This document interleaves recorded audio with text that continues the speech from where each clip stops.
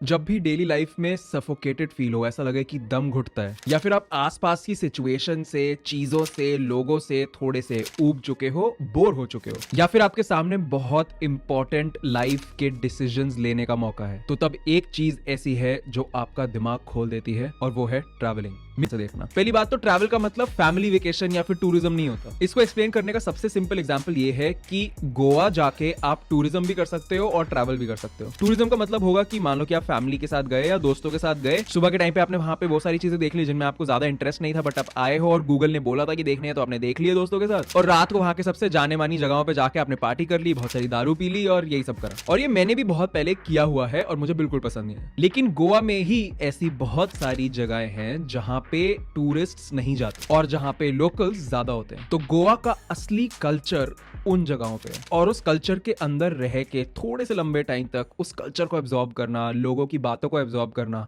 वो असली ट्रैवल है। एक और एग्जांपल ये है कि अगर आपको पहाड़ों में जाना है तो आप नैनीताल, मसूरी जैसी बहुत ज्यादा कमर्शियल और टूरिस्टिक जगहों पे भी जा सकते हो, लेकिन वो टूरिज्म है। अगर आपको ट्रैवल करना है, आपको सच में पहाड़ देखना है, पहाड़ों की ब्यूटी देखनी है, तो आप किसी गांव में जाओ। जैसे मैं बहुत साल पहले जब पहाड़ों में जाता था तो एक जगह थी जहां पे मैं बहुत बार जाता था, मेरे को बहुत पसंद थी। सेंज वैली में थी वो, उसका नाम था शामगढ़, गांव का नाम। वहां पे बहुत कम लोग होते थे, पूरे पहाड़ पे शायद गिनी चुनी फैमिलीज रहती थी, और मैं उनके सरपंच के घर पे रुकता था, तो मैं लोकल लोगों की लाइफ समझ पाता था, और वो सारी चीजें समझ के इंसान खुद से कनेक्ट हो पाता है। जो आप मटेरियल चीजों पे खर्चते हो, उनको एक्सपीरियंसेस पे खर्चना शुरू करो। मेरा बस कहने का ये मतलब है कि experiences matter more than materialism. जो दूसरों को शो ऑफ करने के लिए पैसे खर्च रहे हो, उसकी कोई वैल्यू नहीं रहेगी, लेकिन जो आप ट्रैवल करके मेमोरीज बनाओगे, वो मेमोरीज आपके साथ मरते दम तक रहेंगी। बट अब मैं आपको बताता हूँ पर्सनल एक्सपीरियंस से कि ट्रैवल आपके लिए इतना अच्छा क्यों है, और ट्रैवल के वो इफेक्ट्स जो कि ट्रैवल के अलावा किसी और चीज से हो ही नहीं सकते। फॉर एग्जाम्पल पार्टीज है। अब मैं स्पेन में भी पार्टी करी हुई है, गोवा में भी करी हुई है, वियतनाम में भी करी हुई है, थाईलैंड में भी करी हुई है, लेकिन मेरे ओपिनियन में पार्टीज तो हर जगह सेम ही होती हैं, क्लब्स ऑलमोस्ट सेम होते हैं, तो ऐसा कुछ खास डिफरेंस नहीं है। तो मैं आपको वो पॉइंट्स बताऊंगा जो कि आपको सिर्फ ट्रैवल से मिल सकते हैं और आपके होम टाउन में नहीं मिल सकते। सबसे पहला ट्रैवल का फायदा ये है कि जिस आप कंफर्ट जोन में रहते हो ना, अपनी लाइफ से कंफर्टेबल होकर रहते हो, उसको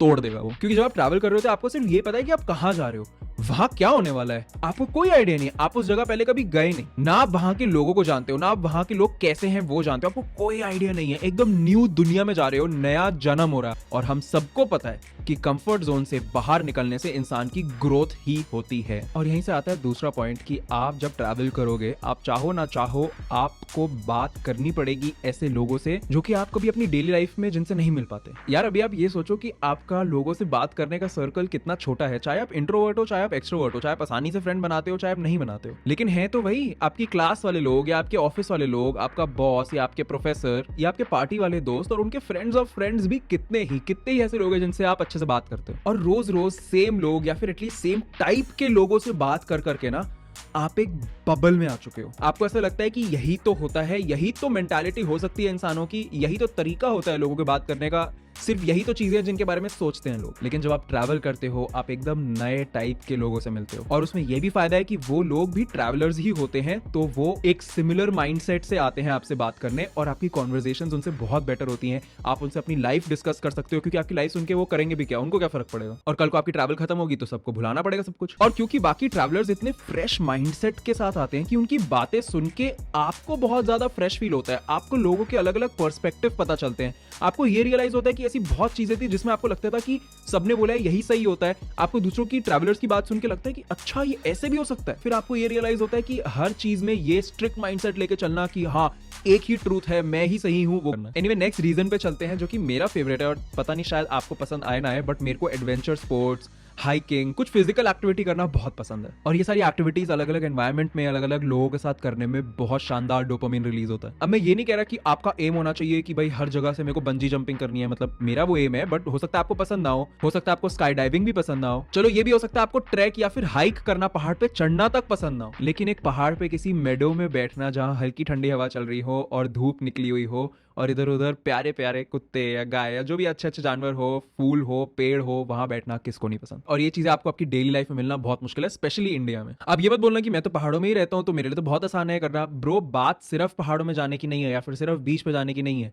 बात यह है कि अपने सिमिलर थिंकिंग वाले लोगों से, वाली एनवायरनमेंट से थोड़ा दूर जाने की। और इसी से आता है नेक्स्ट रीजन, जो कि है ऑब्जर्विंग डिफरेंट कल्चर्स। यार दूसरे लोगों की लाइफ क्या होती है क्या नहीं होती वो जान के ना आपका दिमाग खुल जाता है। आपको पता लगता है भाई अच्छा दुनिया में इतनी चीजें होती हैं, और आपकी आइडिएशन को बहुत बेटर कर देता है। यार देखो हर जगह के ना अपने कुछ रूल्स होते हैं, अपनी कुछ वैल्यूज होती हैं, वहाँ के लोगों के कुछ बिलीव्स होते हैं, और वहाँ के लोग और वहाँ की एनवायरनमेंट एक सेट तरीके से चलते हैं कि लाइफ क्या होनी चाहिए, और आप उस हिसाब से अपनी लाइफ जीते होगे। लेकिन आप सोचो कि कोई और जगह किसी अलग तरीके से लाइफ जीती है, तो जो आप अपने होम टाउन के बबल में रह रहे थे, आप उससे बाहर निकलोगे, कहीं और एक्सप्लोर करोगे, तो आपको पता चलेगा अच्छा और भी तरीके होते हैं जीने के। और इसीलिए मैं रेकमेंड करता हूँ ट्रैवल करते हुए you have to live like a local. Touristy चीजें नहीं करनी है, आपको विटनेस करना होगा दूसरों के रहने का तरीका, उनके क्या बिलीव्स हैं। अब मैं ये नहीं कह रहा कि आप जा जाके लोकल से जबरदस्ती बात करो। अगर आप इंट्रोवर्ट हो मेरी तरह, मैं लोकल से बात नहीं करता, मैं बस उनको ऑब्जर्व करता हूँ। और अगर बात करनी भी होती है, समझ लो कुछ रेस्टोरेंट पे कुछ ऑर्डर कर रहा हूँ या कुछ कर रहा हूँ, या मान लो कुछ और भी कर रहे हो। जैसे इस साल मैं गोवा गया था 2-2.5 हफ्ते के लिए। वहां पे मैं ऑलमोस्ट हर रोज सनसेट पे एक कायाक उठाता था। कायाक मतलब वो सिंगल पर्सन वाली बोट, और बीच पे रो करके एकदम दूर चला जाता था बीच से, और जाके सनसेट देखता था बढ़िया एकदम समुद्र। नो, और मैं ऑनेस्टली अब एक स्टेटमेंट बोलने वाला हूं, मुझे पता है जैसे कि मेरे को हेट मिल सकती है मेरे खुद के कॉलेज के लोगों से, बट मैं आईआईटी से, और आईआईटी में लोगों को ऐसा लगता है भाई आईआईटी क्रैक कर लिया, वर्ल्ड का टफेस्ट एग्जाम है, तो मतलब हम सब जानते हैं। घंटा कुछ नहीं जानते यार। दुनिया में इतना कुछ है, और सब कुछ पढ़ाई पढ़ाई पढ़ाई नहीं होता। दुनिया में नॉर्मल लिविंग से रिलेटेड इतनी इंफॉर्मेशन है जो कि हमें नहीं पता, किसी को भी नहीं पता हमें से। और मैं ना आपको एक कल्चर वाली चीजों का एक और एग्जांपल देता हूँ। मुझे ऐसा लगता था स्टार्टिंग में, और आई एम श्योर आप में से बहुत लोगों को लगता होगा कि यार हम लोग तो इंडियंस हैं, तो जो गोरे लोग होते होंगे, मतलब मैं रेसिस्ट नहीं साउंड करना चाहता, बट मान लो चलो यूरोपियंस होते हैं या फिर अमेरिकन होते हैं, जो भी होते हैं, उनसे तो हम बहुत अलग होंगे यार। उनसे तो हम कभी बात ही नहीं कर सकते, क्योंकि हम किस बारे में ही बात करेंगे, कुछ सेम तो है ही नहीं। लेकिन जब मैं अभी रिसेंटली स्पेन गया, तो मेरे बहुत अच्छे दोस्त बने। एक सिंगापुर का लौंडा था, एक फ्रांस का लौंडा था, विक्टर नाम था उसका, और फिर कुछ लड़कियां भी थी जिनके बारे में मैं आपको व्लॉग चैनल में बताऊंगा, इस चैनल पे नहीं। बट एनीवे अगर मैं आपको एग्जांपल दूं उस फ्रेंच लौंडे का, ब्रो हमने क्या कनेक्ट किया है यार। कितनी सारी चीजें सेम थी कि बचपन में मम्मी मस्ती नहीं मारने देती थी और कहती थी भाई पढ़ाई कर ले, और फिर हम ये बातें कर रहे थे कि भाई तू कहाँ हाइक पे गया है, तू कहाँ ट्रैक पे गया है, फिर एक दूसरे को फोटोज दिखा रहे थे, फिर बता रहे थे भाई इस हाइक पे मैं ऐसे गिर गया था, मेरे को ये चोट लगी। और फिर खाने वाने का डिस्कस करने लगे, तो उसने इंडियन खाना ऑब्वियसली खाया हुआ था, क्योंकि पूरे वर्ल्ड में फेमस है इंडियन फूड, और हमें इंडिया में बाहर का फूड भी मिलता है, तो फूड भी कॉमन है, सबने सब कुछ खाया हुआ है। तो मेरे को 2 सेकंड के लिए भी ये नहीं लगा कि यार मैं किसी ऐसे इंसान से बात कर रहा हूं जिससे मैं रिलेट नहीं कर पा रहा, मैं बात नहीं कर पा रहा। आजकल के जमाने में आपकी और मेरी जो जनरेशन है, हम मतलब ग्लोबल जनरेशन है, मतलब हम एक दूसरे से बहुत आसानी से बात कर सकते हैं, क्योंकि इतनी ग्लोबलाइजेशन हो चुकी है इंफॉर्मेशन की भी, कि हमें सब कुछ पता है, आसपास सब चीज करते हैं। एनीवे नेक्स्ट रीजन ये है कि अगर आप ऐसे इंसान हो जो कि एक क्रिएटिविटी बूस्ट चाहता है लाइफ में, तो ब्रो बाहर जाके जैसी जैसी चीज़ें आपको देखने को मिलती है। फॉर एग्जांपल वियतनाम में मैंने शायद उसका नाम तांग एन था, जहाँ पे हम गए, बोट राइड थी 3 घंटे की, इतनी शानदार, इतनी सुंदर थी देखने में। या फिर अभी स्पेन में मैं आर्किटेक्चर देख रहा था इधर उधर, इतना शानदार था कि मजा आ गया। मतलब दिमाग खुल जाता है क्रिएटिविटी की पाते हो। आर्किटेक्चर देखने के अलावा नेक्स्ट रीजन भी ये है कि बहुत ज्यादा थॉट क्लैरिटी मिलती है वो एक्टिविटी करके, जो कि मेरी फेवरेट है, और वो एक्टिविटी है वॉकिंग। अब मैं किसी भी सिटी में जाता हूँ, मेरे को बहुत पसंद है कि मैं एकदम रात को अकेले, क्योंकि इतना ज्यादा कुछ है जो कि तुम एब्जॉर्ब कर सकते हो उस सिटी से रात को वॉक करके। क्योंकि वॉकिंग एक बहुत स्लो एक्टिविटी है, तुम भाग नहीं रहे, तुम ट्रेन में नहीं हो, तुम बस में नहीं हो, तुम स्कूटी पे नहीं हो, तुम चल रहे हो। तो हर स्टेप के साथ तुम आसपास देख के उस जगह को अपनी आंखों में, तो सही है।